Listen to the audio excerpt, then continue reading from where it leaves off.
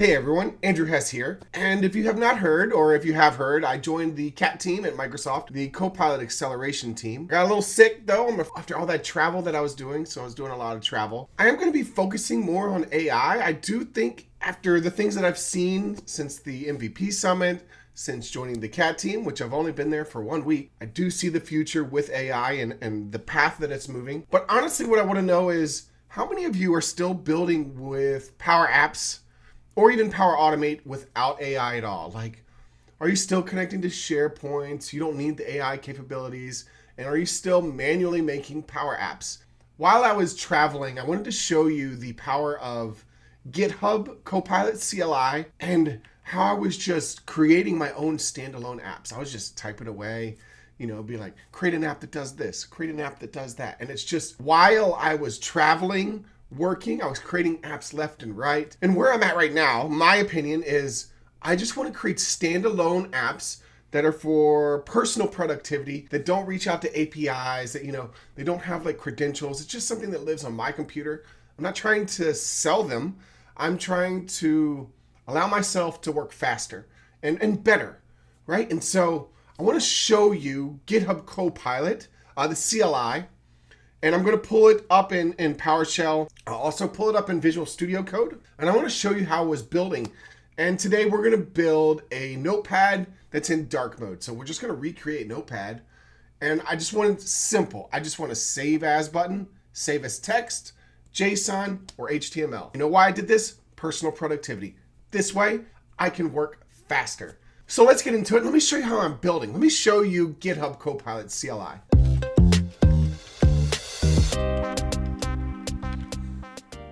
Okay, so I have installed GitHub Copilot on both PowerShell and PowerShell 7. Notice that I'm on PowerShell 7.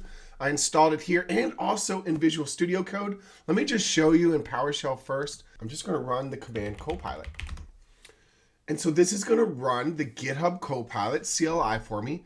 And you can see the first thing it asks is, do you trust this folder? And yes, I trust this folder. There's nothing in there. This is my personal folder. Yes, and remember this folder for future sessions. Okay, so we noticed the environment loaded 1 MCP server, 2 skills. Now you could tell it to initiate, right? And start from a repository to create a repository for you. But this is actually not where I'm going to build today. I'm going to actually build inside Visual Studio Code, right? You'll be able to create skills, create all of this. That's not where we're going to go in today. But I just want to show you a little bit of GitHub Copilot CLI here. And what's important is if you notice down here in the bottom left, Shift Tab to switch modes. So Shift Tab. You can see you can plan, right? So before you write any code, you can start planning, describe a plan. You have autopilot where it just starts coding. You don't really hit any buttons. I think people were calling this YOLO mode. So you have autopilot. And then you just have the normal interactive mode, or you can just talk to GitHub Copilot. I could say something, hi, how are you? And pretty much you're just talking straight to GitHub Copilot. So I'm GitHub Copilot. You can see how all that works. Now this is great. A lot of people like to build here, but what I'm going to do is I'm actually going to go to Visual Studio Code. I don't know.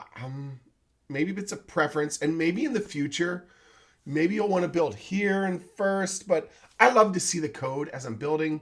So let me go to Visual Studio Code. All right, I'm in Visual Studio Code now. Now I could open up a terminal, right? And I could work on it here if I wanted to, but I actually have GitHub Copilot. Let me move me. I actually have GitHub Copilot right here on the right side for me. So once again, if you zoom in, let me make sure I'm zoomed in. So once again, if you come in down in here, you can see we have agent, ask, and plan. And if you hover over each one of those, right? Edit files in your workspace in agent mode, ask questions, make changes, plan, that's where we're going to start. So I'm going to start with a plan, and you can ask it to automatically choose the model that it wants. When you do automatic, right, there is a discount on the tokens that are consumed. And you can see that Claude Opus 4.6 is the highest, but you also have Sonnet 4.6 and GPT 4.0. And then there's a lot of other models too. If you wanted to build, with some of the smaller other models, there's so many models to choose from. And by the time I release this video, this will change. Some other options in here are the approvals, right? So bypass approvals, autopilot. So This is where you just let it go, right? Do you want to do this? Maybe someday. For me, not today. But at some point, maybe you just let it go and start building.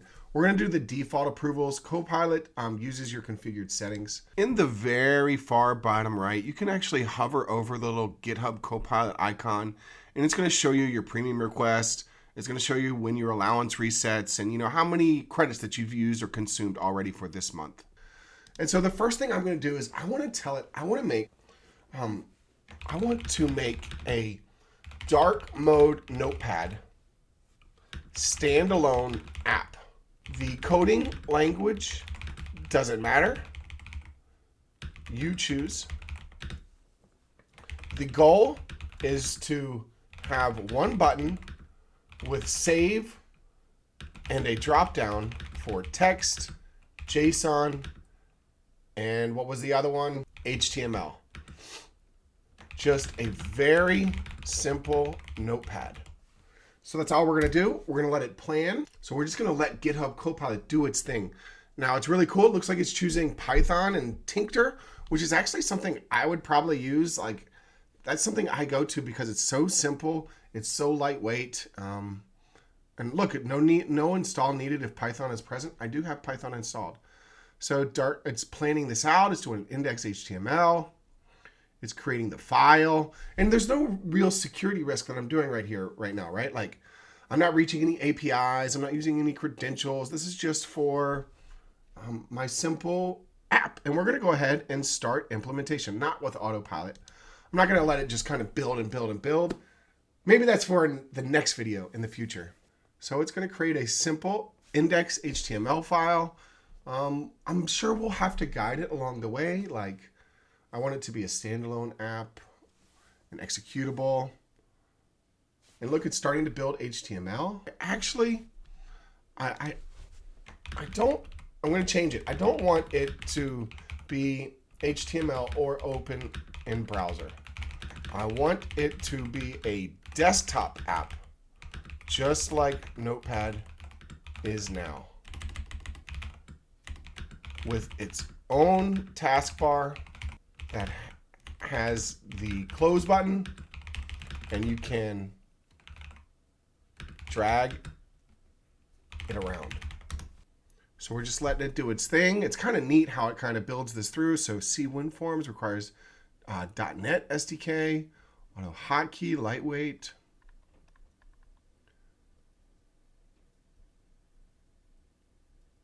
Yep, or create a PowerShell that runs a bat. So that's good. That's what I used to do a lot, is I would create a Python file and then I would run it with a .bat. I would then create a desktop shortcut and I could run that, make it look all pretty on my desktop. I like that. Yep, let's keep going. PowerShell plus WinForms, 0 installs required. It's built into every Windows. And last time I did this, it was actually a little bit different. So it's kind of funny. So it created a PS1 file. You can see it right over here. Like, we can kind of watch it, how it's coding, and it's green. And we can say, keep the changes. You should definitely look over all of this. That's a lot of work. Look at how long it would take you to write all this. Okay. No installs. Uses PowerShell. WinForms built into Windows. Save buttons opens the native Windows save dialog, filtered, etc.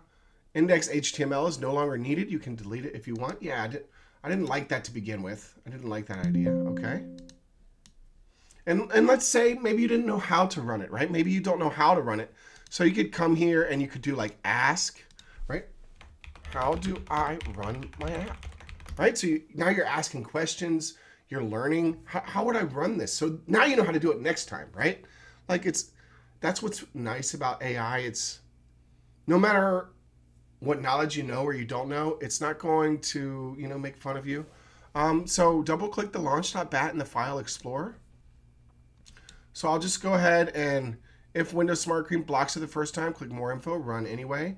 So I'll go ahead and go to the path. And we can see I now have a dark notepad. And I can just come in here and start typing.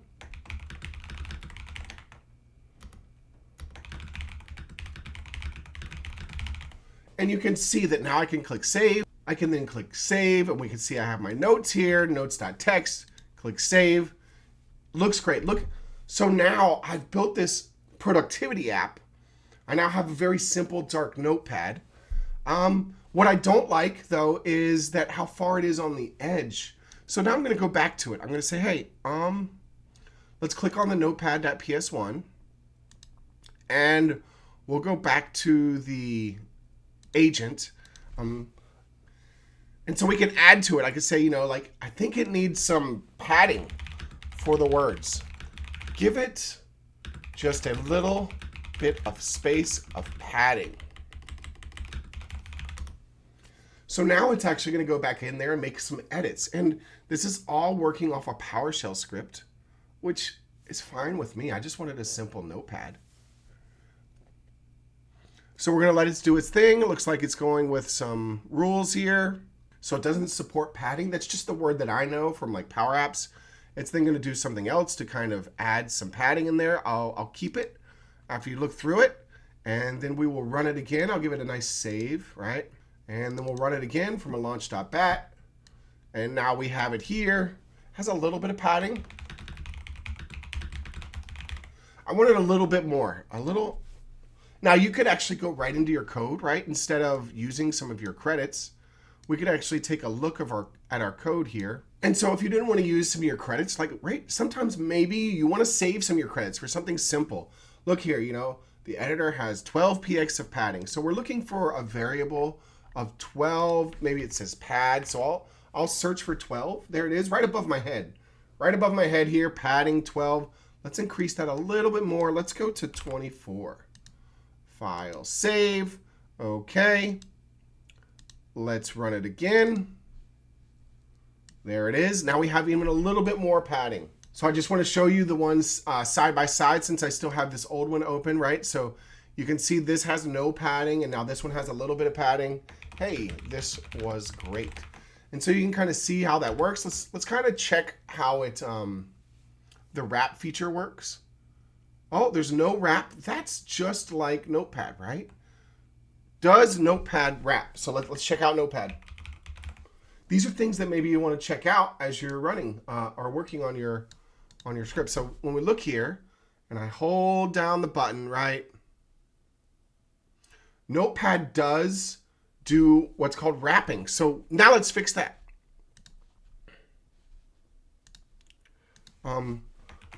We need it. So let me make this bigger. So when the user types and they reach the edge,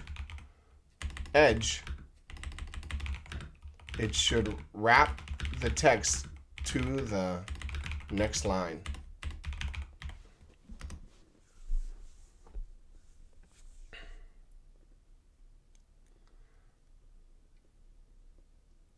So it looks like it's a very simple command, right? It's just adding a very simple command. One good thing is I didn't have to look that up.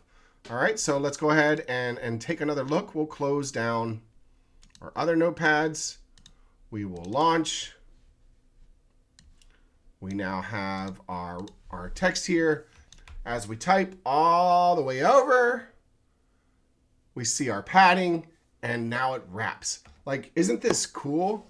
Like, I want you to just think about the possibilities that are available to you now that you have AI. So now you can create apps tailored to you for your personal productivity. These are things that I've been doing. I'm like, how can I make my life easier by creating apps that I like? Now I have a notepad in dark mode. Does Control Plus work? It doesn't. So now I need to add one more thing, right? Like I really want to be able to zoom in and zoom out. All right. We have our dark notepad. When I press Control Plus, it now zooms in. Like, this is exactly what, this is amazing, in my opinion. And so the idea of this video is not to tell you how to create a dark notepad. The idea of this video is to tell you to make your life, your work more productive if you build things online. Now, if you want me to build apps for you and sell them to you, I can do that too. But I'm giving you the idea, the knowledge and how to do it so you can create productivity in your line of work today. I think using GitHub Copilot is pretty amazing, and that's how I'm going to leave it at. But now I could create a shortcut. So I guess let me show you that real quick. So what I would do is I would take this launch.bat, right? And I would just say, show more options, send to desktop shortcut, right? Right. So now I have a desktop shortcut here. I would rename it as, dark notepad. You could then get your own icon if you want to. So you can come in here and go to properties. You open up the properties, you go to shortcut, change icon, and then you could change the icon. You could put your own icons in here. These are just kind of what's out of the box right now. Some of the old icons that you have.